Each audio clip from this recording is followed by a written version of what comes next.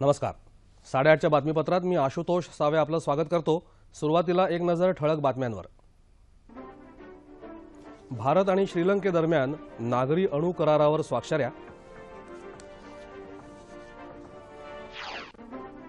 राष्ट्रवादीचे ज्येष्ठ नेते आणि माजी उपमुख्यमंत्री आर पाटील यांच्या पार्थिवावर आज होणार शासकीय इतमामात अंत्यसंस्कार. विधानसभेत बहुमत सिद्ध करेपर्यंत कोणतेही आर्थिक निर्णय घेऊ नयेत, मुख्यमंत्री मांझी यांना पाटणा उच्च न्यायालयाचे निर्देश. देशभरात आज महाशिवरात्रीचा उत्सव.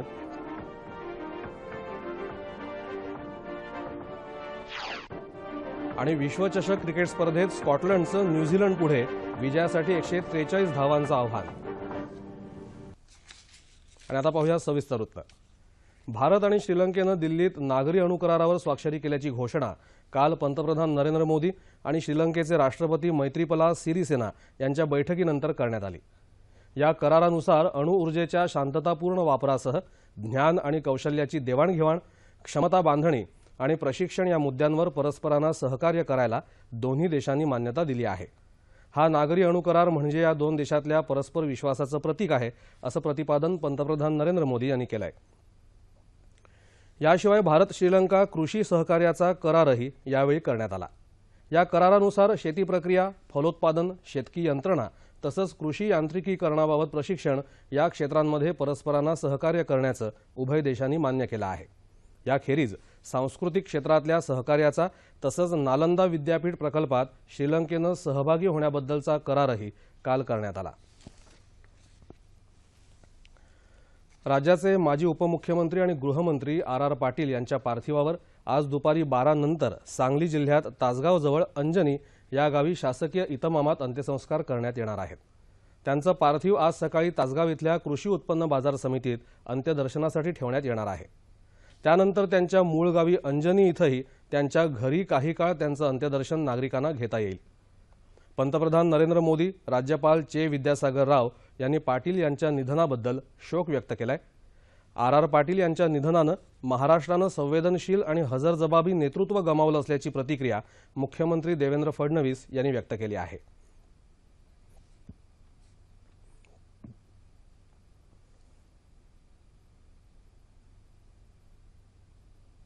राजकारणामध्ये आपली वेगळी प्रतिमा तयार करणारा हा नेता की ज्यांनी वेगळ्या प्रकारचं राजकारण नेहमीच केलं, सामान्य जनतेशी ज्याची नाळ जुडली होती आणि सामान्यांचाच विचार जो नेहमी करायचा, असे आमचे आर पाटील आज आमच्यातनं निघून गेले. ही आमच्याकरता खूप दुःखाची गोष्ट आहे. राज्यात महत्त्वाच्या मंत्रिपदाची जबाबदारी आर पाटील यांनी अतिशय समर्थपणे सांभाळली. त्यांच्या निधनानं राष्ट्रवादी काँग्रेसनं एक साधं आणि ग्रामीण नेतृत्व गमावलं आहे, अशा शब्दात राष्ट्रवादी काँग्रेसचे अध्यक्ष शरद पवार यांनी आपल्या शोकसंवेदना व्यक्त केल्या.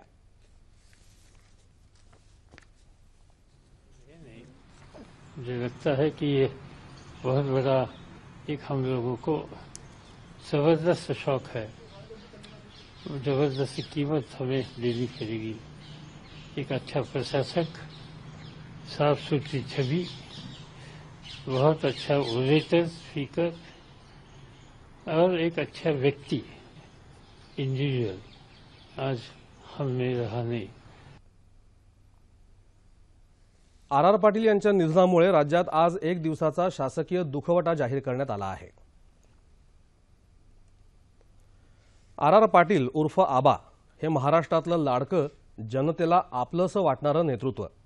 संत गाडगेबाबा ग्रामस्वच्छता अभियान, तंटामुक्त अभियान, नक्षलवाद्यांना समाज प्रवाहात परत आणणारी नवजीवन योजना आणि डान्स बार बंदी अशा महत्त्वपूर्ण निर्णयातून इच्छाशक्ती असल्यास राजकारणाच्या माध्यमातूनही यशस्वी समाजकारणही करता येतं, याचा प्रत्ययच आबांनी घालून दिला.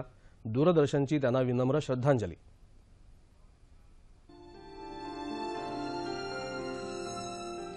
रावसाहेब रामराव पाटील म्हणजेच आर पाटील, राष्ट्रवादी काँग्रेसचा जनाधार असलेला अस्सल ग्रामीण चेहरा. सांगलीतल्या एका लहानशा खेड्यातून आलेल्या या तरुणानं राज्याच्या उपमुख्यमंत्री पदापर्यंत मारलेली मजल लक्षवेधी ठरली. 16 ऑगस्ट 1957 साली सांगली जिल्ह्यात तासगाव तालुक्यातल्या अंजनी या गावी आर पाटील यांचा जन्म झाला. श्रमदान करून शालेय शिक्षण घेतलेल्या पाटील यांनी पुढे सांगलीतल्याच शांतिनिकेतन महाविद्यालयातून कला शाखेची पदवी घेतली. पुढे वकिलीचं शिक्षणही पूर्ण केलं. जिल्हा परिषदेच्या माध्यमातून आर पाटील यांनी आपल्या राजकीय क्षेत्रातल्या प्रवासाला सुरुवात केली. 1979 ते 1990 या काळात जिल्हा परिषदेचे सदस्य राहिलेले आर पाटील 1990, 95, 99, 2004, 2009 आणि 2014 असे सलग 6 वेळा विधानसभेवर निवडून आले. राष्ट्रवादी काँग्रेसच्या स्थापनेपूर्वी पाटील यांनी काँग्रेसचं मुख्य प्रतोदपदही भूषवलं.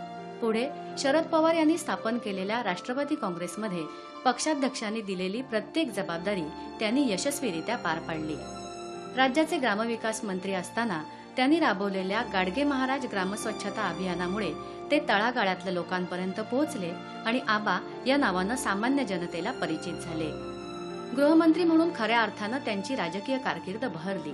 मात्र याच काळात अनेक वादग्रस्त निर्णय आणि वक्तव्यामुळे ते अनेकदा अडचणीतही आले. डान्सबार बंदीचा निर्णय, 26/11च्या दहशतवादी हल्ल्यानंतर त्यांनी दिलेली प्रतिक्रिया यामुळे त्यांना गृहमंत्रीपदाचा राजीनामाही द्यावा लागला होता. पण तरीही न डगमगता ते पुन्हा पाय रोवून उभे राहिले. नक्षलग्रस्त गडचिरोली जिल्ह्याचं पालकमंत्रीपदही त्यांनी भूषवलं. आत्मसमर्पण करणाऱ्या नक्षलवाद्यांसाठी त्यांनी राबवलेली नवजीवन योजना महत्वाची ठरली. मला साधेपणा आवडतो, तळागाळातल्या माणसांसोबत बसून त्यांची दुःख जाणून घ्यायला आवडतात, असं आबा नेहमी म्हणायचे. म्हणूनच खऱ्या अर्थानं ते लोकनेते होते. त्यांचा मिश्किल स्वभाव तसंच भाषणातून केलेली फटकेबाजी, काढलेले चिमटे यामुळे विरोधी बाकांवरच्या सदस्यांच्या ओठावरही हसू फुलायचं. त्यांच्या निधनामुळे राजकीय क्षेत्रात त्यांची उणीव नेहमीच भासत राहील. सांगलीचा हा सुपुत्र आता सर्वांना चटका लावून अनंताच्या प्रवासाला निघाला आहे.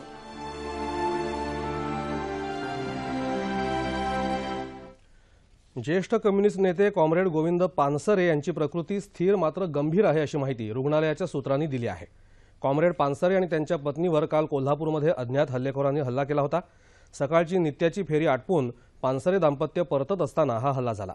त्यात गोविंद पानसरे यांच्या मानेला आणि कमरेजवळ अशा 2 गोळ्या लागल्या तर त्यांच्या पत्नीच्या डोक्याला 1 गोळी चाटून गेल्याचं त्यांच्यावर उपचार करणाऱ्या डॉक्टरांनी सांगितलं.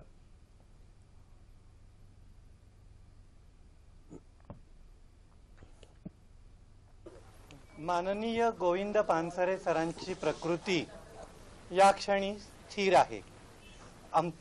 पहिलं ऑपरेशन जे मानेला त्यांना गोळी लागलेली होती आणि रक्तस्राव होत होता, ते रक्तस्राव थांबण्याचं ऑपरेशन आमचं यशस्वी झालं.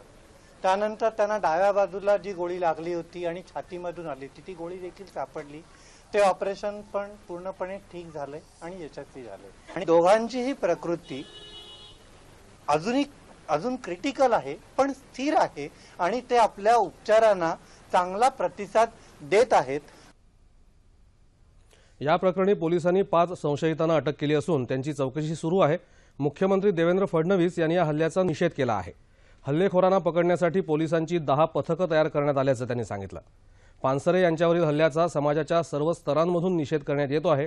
शेकापचे नेते एनडी पाटील यांनी या भ्याड हल्ल्याबाबत प्रतिक्रिया दिली. पानसरे यांच्यावर जो भ्याड हल्ला झालेला आहे तो हल्ला या महाराष्ट्राला मान खाली घालायला लावणारा, नामुष्कीचा आणि गेल्या कित्येक वर्षांमध्ये असे नामुष्कीचे प्रसंग जेवढे आले असतील त्यापैकी हा एक अतिशय महत्त्वाचा प्रसंग आहे. विधानसभेत बहुमत सिद्ध करण्यापूर्वी 19 तारखेपर्यंत कोणतेही आर्थिक निर्णय घेऊ नयेत असे निर्बंध बिहारचे मुख्यमंत्री जितेंद्रराम मांझी यांच्यावर पाटणा उच्च न्यायालयानं घातले आहेत. संयुक्त जनता दलाचे आमदार नीरज कुमार यांनी दाखल केलेल्या या संदर्भातल्या याचिकेच्या सुनावणीच्या वेळी न्यायालयानं हे आदेश दिले. दरम्यान संयुक्त जनता दलाला प्रमुख विरोधी पक्षाचा दर्जा द्यावा या नितीश कुमार यांच्या मागणीबाबत बिहारचे विधानसभा अध्यक्ष उदय नारायण चौधरी यांना निर्णय घेण्यासाठी प्रतिबंध करावा यासाठी भारतीय जनता पक्षातर्फे एक याचिका न्यायालयात दाखल करण्यात आली आहे. मध्य प्रदेशातल्या व्यावसायिक परीक्षा मंडळ भरती घोटाळ्यात मुख्यमंत्री शिवराज सिंग चौहान यांचा सहभाग असल्याच्या आरोपांचा काल मध्य प्रदेश सरकारनं इन्कार केला. काँग्रेसचे नेते दिग्विजय सिंह यांनी चौहान यांच्यावर केलेल्या आरोपांमागे राजकीय कारणं असून याबाबत विशेष तपास पथकाद्वारे चौकशी करण्यात येईल अशी माहिती मध्य प्रदेशच्या आरोग्य मंत्र्यांनी दिली आहे. दरम्यान भाजपानंही मुख्यमंत्री शिवराज सिंह चौहान यांच्या विरुद्धचा आरोप काल फेटाळून लावला. काँग्रेसनं पूर्वीही केलेले असे आरोप सिद्ध न झाल्याचं भाजपाच्या प्रवक्त्यांनी सांगितलं।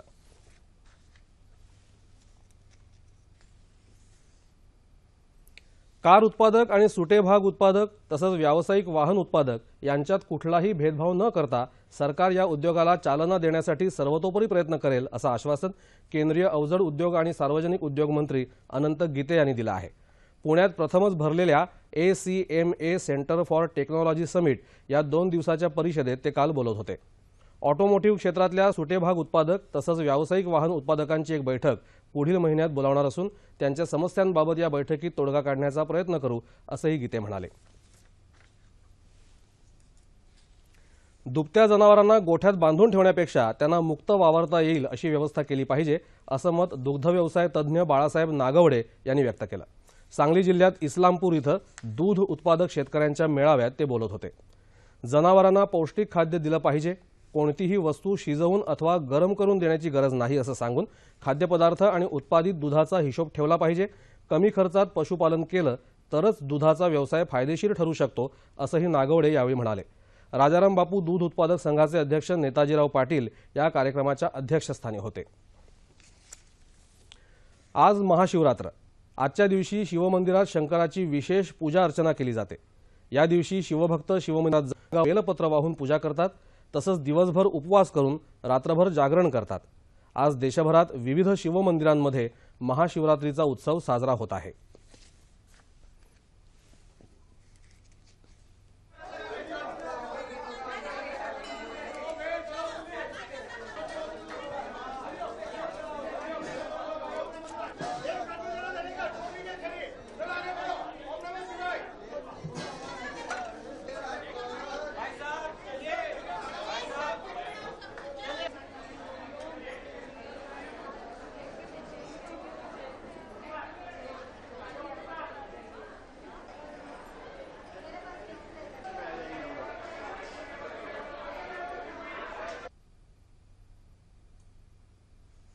आद्य क्रांतिकारक वासुदेव बळवंत फडके यांची आज पुण्यतिथी।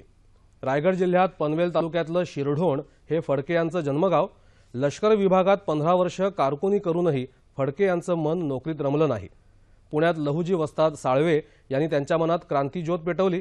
रामोशी, कोळी, भिल्ल, धनगर यांच्या मदतीनं त्यांनी स्वतंत्र सशस्त्र सेना तयार केली आणि इंग्रजांविरुद्ध बंडाचं निशाण फडकावलं। फडके यांनी देशपातळीवर इंग्रजांविरुद्ध सशस्त्र लढा उभारला। मात्र कुणाच्या तरी फितुरीमुळे फडके यांना 20 जुलै 1879ला इंग्रजांनी पकडलं। त्यांना एडन इथल्या तुरुंगात ठेवण्यात आलं होतं। त्यांनी तिथून पळून जाण्याचाही प्रयत्न केला, मात्र त्यांना पुन्हा पकडण्यात आलं। अखेर 17 फेब्रुवारी 1883ला फडके यांनी हौतात्म्य पत्करलं।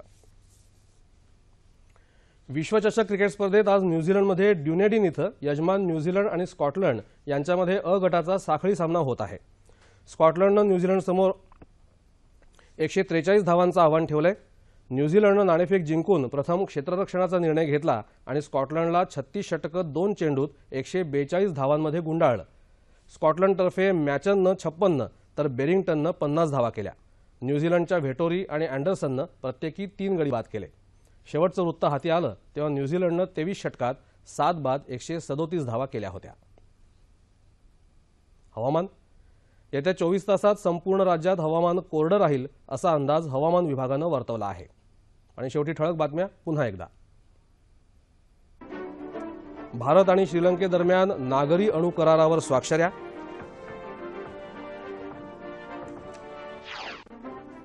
राष्ट्रवादीचे ज्येष्ठ नेते आणि माजी उपमुख्यमंत्री आर पाटील यांच्या पार्थिवावर आज होणार शासकीय इतमामात अंत्यसंस्कार। विधानसभेत बहुमत सिद्ध करेपर्यंत कोणतेही आर्थिक निर्णय घेऊ नयेत, मुख्यमंत्री मांझी यांना पाटणा उच्च न्यायालयाचे निर्देश। देशभरात आज महाशिवरात्रीचा उत्सव।